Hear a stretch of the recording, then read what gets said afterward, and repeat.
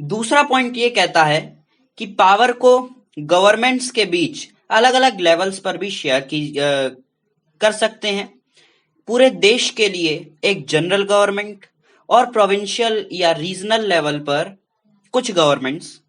तो इस तरह भी सरकार को हम विभाजित कर सकते हैं। इस तरह की जनरल गवर्नमेंट अगर पूरे देश के लिए होती है तो इस तरह की गवर्नमेंट को हम फेडरल गवर्नमेंट कहते हैं। भारत में हम इसे सेंट्रल और यूनियन गवर्नमेंट कह देते हैं। यहाँ पर जो हमने जनरल गवर्नमेंट की बात की, इसे भारत में हम कह देंगे सेंट्रल गवर्नमेंट, और जो प्रोविंशियल या रीजनल लेवल्स पर गवर्नमेंट स्थापित है हमारे भारत में, उसे कहते हैं स्टेट गवर्नमेंट। ठीक है। जो सरकारें प्रोविंशियल या रीजनल लेवल पर स्थापित होती हैं उन्हें अलग अलग देशों में अलग अलग नामों से भी जाना जाता है। इंडिया में हम इन्हें स्टेट गवर्नमेंट्स कह देते हैं। लेकिन ये जो प्रणाली होती है, ये जो शासन व्यवस्था होती है, जो सिस्टम होता है, ये हर एक देश में फॉलो नहीं किया जा सकता। ऐसे कई सारे देश हैं जहां पर कोई भी प्रोविंशियल या स्टेट गवर्नमेंट है ही नहीं। लेकिन उन कंट्रीज में, जैसे हमारी में, जहां पर गवर्नमेंट के अलग अलग लेवल्स हैं, तो आप ये सोच रहे होंगे कि गवर्नमेंट के अलग अलग लेवल हैं तो ये कुछ पावर भी एक्सरसाइज करते होंगे। अब ये जो पावर एक्सरसाइज करते हैं, ये लिखा कहां पर रहता है, ये किस बेसिस पर इन सारी पावर्स को एंजॉय कर रहे हैं? तो बच्चों, जो हमारा कॉन्स्टिट्यूशन है, जो हमारा इंडिया का संविधान है, उसमें ये जो अलग अलग लेवल्स हैं पावर के, उनकी जो पावर्स हैं वो लिखित हैं। ठीक है ना? तो इसे क्या समझे कि हमारे जैसे जो देश हैं जहां पर गवर्नमेंट के अलग अलग लेवल्स हैं, तो वहां पर जो गवर्नमेंट के अलग अलग ऑर्गन्स के जो पावर्स होती हैं, वो कितनी पावर्स एक्सरसाइज करेंगे, कितनी पावर्स एंजॉय करेंगे, तो ये सब चीजें कॉन्स्टिट्यूशन में पहले से ही लिखी हुई होती हैं। ठीक है।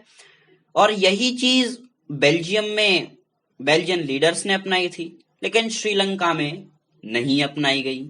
इसलिए वहां पर एक सिविल वॉर भी हुई, और वो सिविल वॉर 2009 में खत्म हुई। अगर आपने हमारी पिछली वीडियोस नहीं देखी हैं तो पहले जाके उन्हें देखिए। वहां पर हमने बेल्जियम और श्रीलंका की कहानियों के बारे में बात की है और वो काफी अच्छे से समझाया गया है। आगे बढ़ते हैं। अब ये जो इस तरह का विभाजन होता है गवर्नमेंट में, जिसमें जनरल गवर्नमेंट होती है कंट्री के लिए और प्रोविंशियल और रीजनल लेवल्स पर गवर्नमेंट होती हैं जैसे इंडिया में, तो अगर इस तरह का डिवीजन होता है तो इसे कहते हैं फेडरल डिवीजन ऑफ पावर। आपको याद रखेगा, फेडरल डिवीजन ऑफ पावर। आगे बढ़ते हैं। यही सेम प्रिंसिपल हम स्टेट गवर्नमेंट से जो नीचे के मतलब लेवल्स हैं गवर्नमेंट के, जैसे म्युनिसिपैलिटी और पंचायत तक भी एक्सटेंड कर सकते हैं। चलिए, इस तरह के डिवीजन को, जिसमें हायर और लोअर लेवल्स भी शामिल होते हैं गवर्नमेंट के, वर्टिकल डिवीजन ऑफ पावर कहते हैं। ठीक है। देखो, यहां पर अगर सेंट्रल और यूनियन गवर्नमेंट में, सेंट्रल और स्टेट गवर्नमेंट में अगर गवर्नमेंट को विभाजित किया गया है तो इसे क्या कहेंगे हम? इसे कहेंगे फेडरल डिवीजन ऑफ पावर। और अगर इसी सिद्धांत को हम म्युनिसिपैलिटी और पंचायत तक बढ़ा दें तो इसी तरह के डिवीजन को हम कह देंगे वर्टिकल डिवीजन ऑफ पावर। तीसरे पॉइंट में हमें बताया गया है कि पावर को हम अलग अलग सोशल ग्रुप्स के बीच में भी डिवाइड कर सकते हैं, जैसे लिंग्विस्टिक और रिलीजियस ग्रुप्स के बीच में। बेल्जियम में जो कम्युनिटी गवर्नमेंट बेल्जियन लीडर्स ने स्थापित की थी अपने कॉन्स्टिट्यूशन को 4 बार अमेंड करके, तो ये जो कम्युनिटी गवर्नमेंट है, ये इस तरह के अरेंजमेंट का एक गुड एग्जाम्पल है।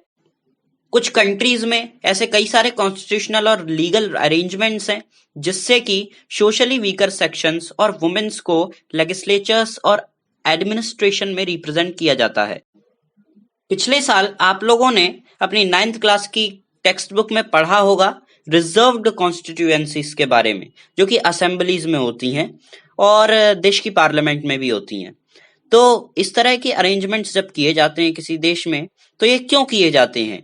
ये गवर्नमेंट में या एडमिनिस्ट्रेशन में जो सोशली वीकर सेक्शंस होते हैं उन्हें थोड़ा सा रिजर्वेशन देने के लिए किए जाते हैं, क्योंकि वो लोग बहुत ही पिछड़े वर्ग होते हैं, और अगर सरकार उनके लिए कुछ नहीं करेगी तो वो सरकार से अलगाव की भावना रखने लगेंगे, जो कि देश की यूनिटी के लिए सही नहीं है।